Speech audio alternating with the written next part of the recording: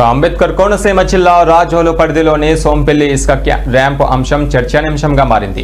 National green tribunal ఇప్పటికే అక్కడ అక్రమ ఇసుక తవ్వకాలను నిషేధం విధించినప్పటికీ అనుమతులు లేని ర్యాంపుల ద్వారా ఇసుక తవ్వకాలు కొనసాగుతున్నాయి. స్థానికుల నుంచి వచ్చిన సమాచారం ప్రకారం ప్రతిరోజు తెల్లవారుజామున వందలాది ట్రాక్టర్లు ఇసుకను తరలిస్తూ పర్యావరణానికి నష్టం కలిగిస్తూ ఈ అక్రమ కార్యకలాపాలను కొనసాగిస్తున్నారు.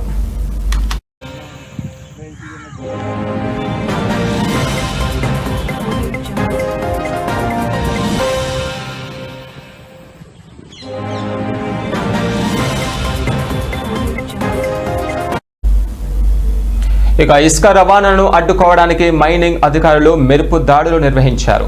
5 ఇసుక లోడుతో ఉన్న ట్రాక్టర్లను స్వాధీనం చేసుకున్నారు. అయితే అధికారుల రాకను గమనించిన ఇసుక పడవల యజమానులు సిబ్బంది అక్కడి నుంచి తప్పించుకున్నారు.